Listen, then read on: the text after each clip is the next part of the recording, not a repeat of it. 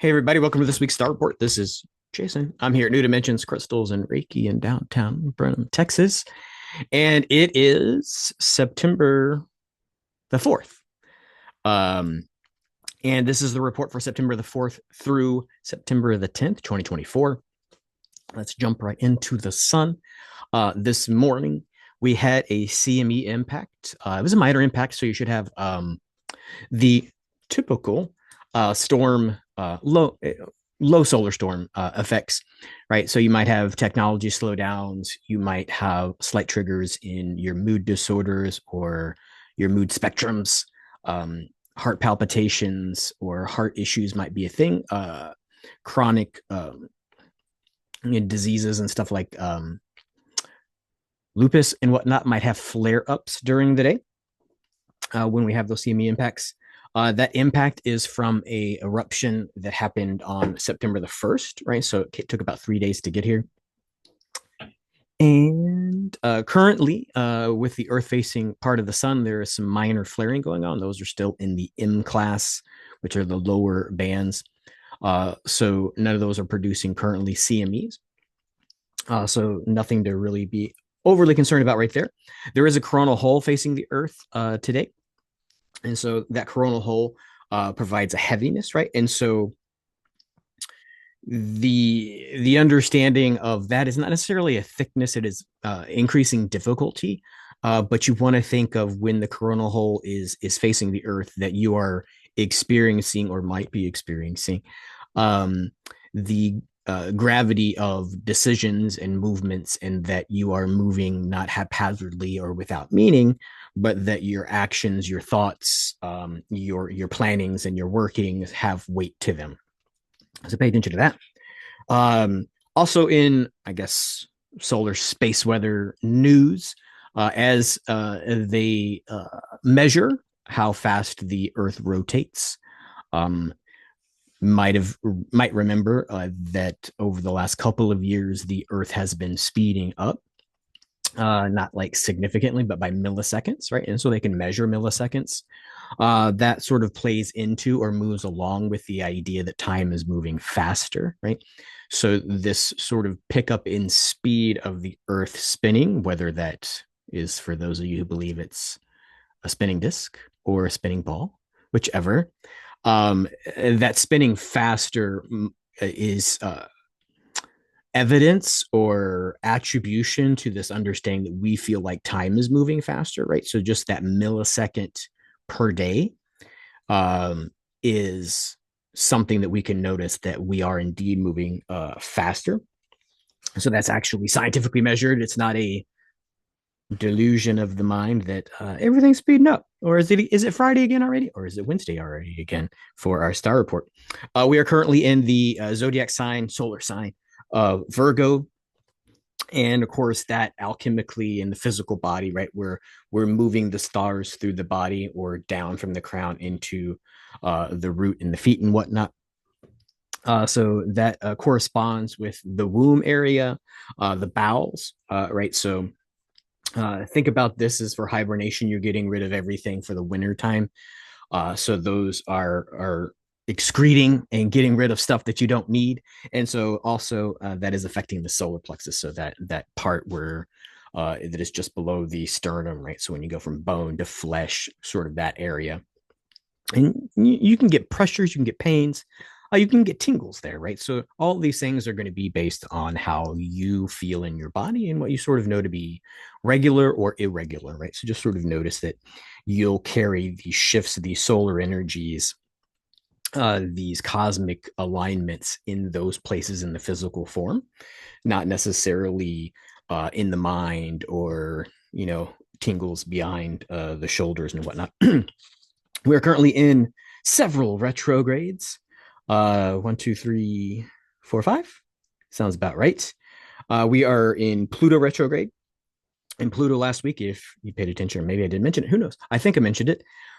Pluto is in retrograde, but it also moved back a sign, right? It was in Aquarius, moved back to Capricorn. It's going to be in Capricorn until November the 19th.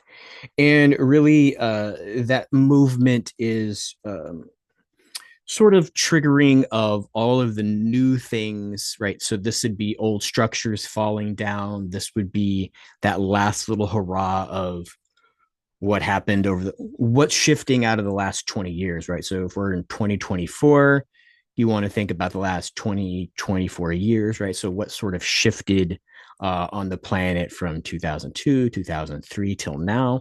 And those structures that were built are probably falling away, or those structures that seem to be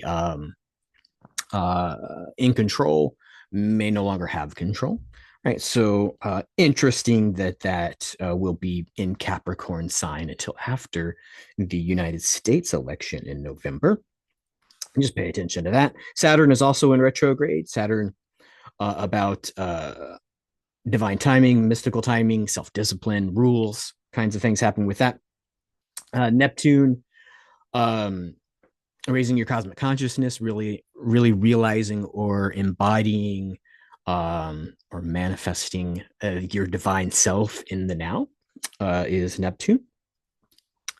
Chiron is really about personal responsibility, recognizing, releasing old patterns, right? So all of this Pluto back into Capricorn, right? We're really kind of going, what patterns have served us, and how are we stuck in patterns that may not be not serving us, but aren't going to help us create this newness, right? If we create from the old, then we just create a different version of the same old shit.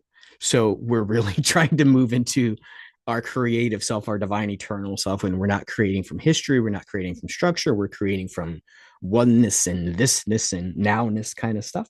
And then Uranus, also retrograde, is about allowing possibilities, right? So that Uranus energy is really sort of creating that space for us to do these new things. Sounds like fun. Now let's jump right into the week. Today, Wednesday, is the beginning of eclipse season. Eclipse season is the 2 weeks prior than the eclipses, which is called the eclipse window in between the eclipses, which is going to be lunar first, then solar. And then the 2 weeks post solar eclipse is also in the eclipse season. So the first eclipse that we have this prequel shadow to is happening September 18th, is a super full moon or full super moon, super full moon, whatever. It's super, it's full, it's a moon. Partial lunar eclipse, and then that'll open the 2 week eclipse window. And then October 2nd or 3rd, depending on which part of the planet you're on, new moon, annular solar eclipse. That's the one where it has the around the outside of it, so it's not a full solar eclipse. It's like you see I guess they call it ring of fire on the outside of that. And just sort of think of this season brings the inauthentic things in the world, in your life, in your beingness, to reality, to a head, to a resolution point, right? And so cataclysms might happen for cataclysts, right? So cataclysms are catalyzing, right? Sometimes we don't create the new until the old shit leaves us, right? Sometimes this sort of reminds me of like job hunting. A lot of people will quit and then try to find a job rather than have a job light up, right? So you have to have a cataclysm to catalyze you into actually finding a new job, right? You're like, oh, I don't really like it, or I could do better, or blah, blah, blah, blah, blah. It's not enough money, but I'll just work harder or longer or make whatever. This is the kind of energy that's sort of coming up or starting to begin today. So if through all these other retrogrades or through all this change, it's really been happening most of 2024. If you've been delaying, procrastinating, this might be an intense season for you where your higher self slash the world itself realigns and you have to realign with it. Which is good that it starts today, Wednesday, because tomorrow, Thursday, September the 5th, we move into a 22 Master Day. And this 22 Master Day is really going to have Mars influence a slower approach to action. And that slower approach to action is really your consciousness, your mind, your personality, trying to take note that, am I acting out of habit? Am I acting out of the old? Right? That's usually the quickest reaction. Like, oh, I've seen this situation before. Bam, this is what I do in this situation, right? So if you're this higher self, this different self, or the world itself is changing, maybe you need to take a pause.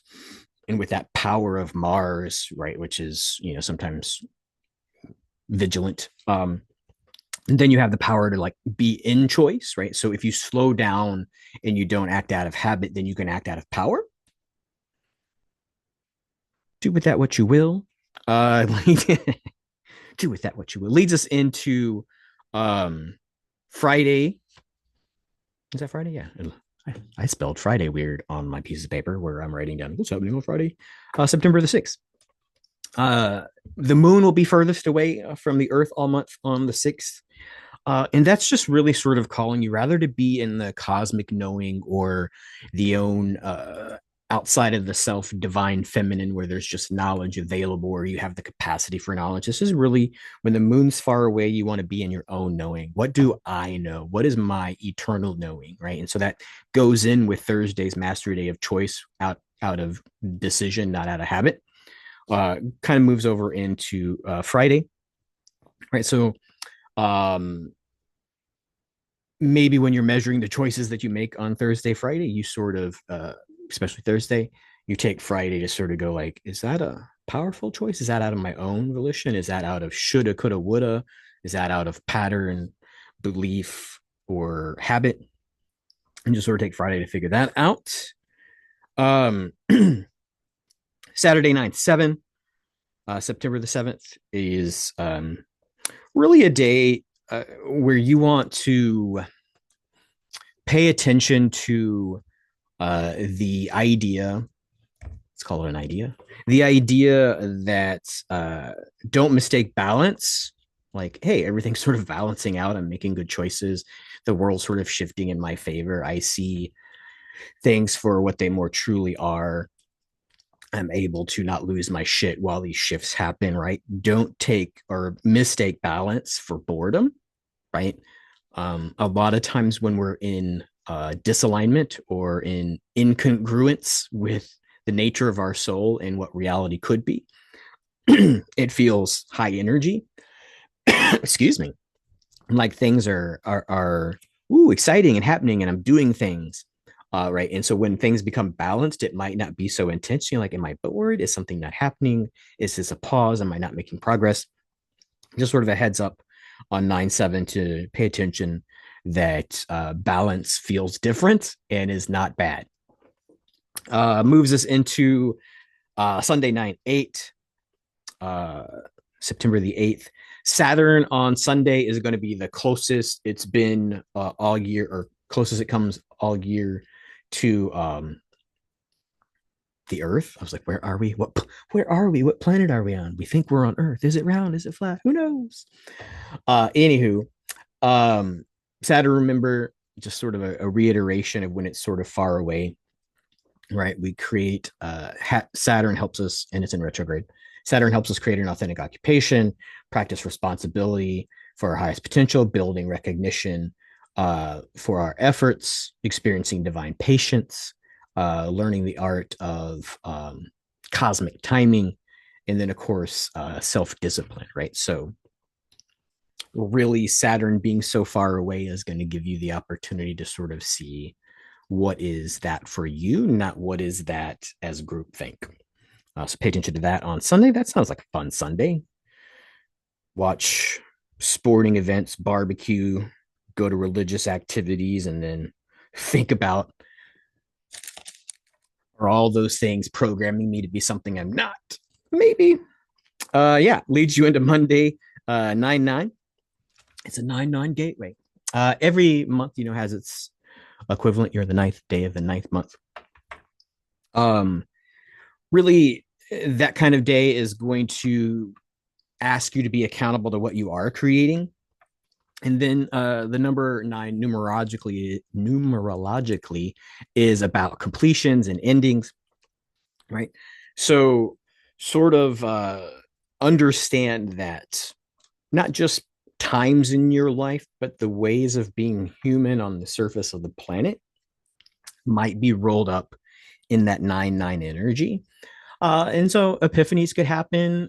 Sometimes it could be sad because when you have to when you have to learn that all things can be made new, you get to mourn the old, right? Because maybe you had a part in creating that, and maybe you had a good intention when those old structures were created in the first place, and maybe the original intent was even still or still resonates as good, but there needs to be something different, right? So the energy of Monday could be the idea of sacrificing the good so that you can get to the great, right? And so that might be keeping you or let you at least notice that you're satisfied with good enough rather than what you could be. That's a 9-9 day.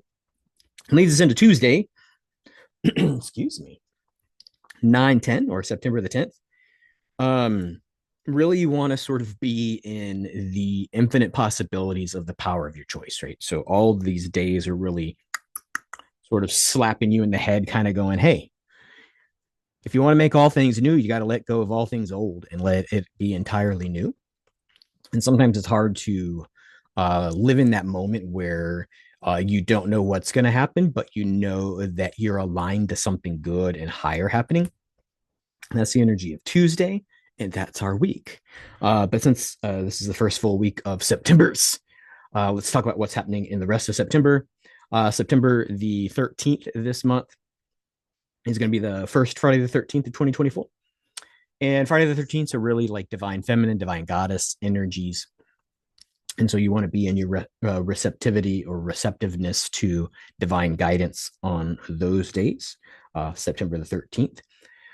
September the 17th is the super full moon and eclipse. And then September 18th begins the eclipse doorway, which I talked about when I was talking about the eclipses. September 21st, 22nd is the equinox. I believe that should be the fall equinox. Yeah. Fall equinox was like, we just had summer solstice, so it should be fall equinox. And so the fall equinox is really about a time of realignment. So all this energy and shifting that you're doing at the beginning of the month that the planetary stuff is helping you with, this is really realignment. Now that you've unmoored yourself from the old and you realign, then it's like, okay, what is the picture happening? And then what can I moor myself to, right? And so if you want to think about this as rock climbing, like what's the next level of stuff that you could throw your line to that you can anchor and pull yourself up towards, is what I would use the equinox for. And then September the 23rd is the final 22 master day.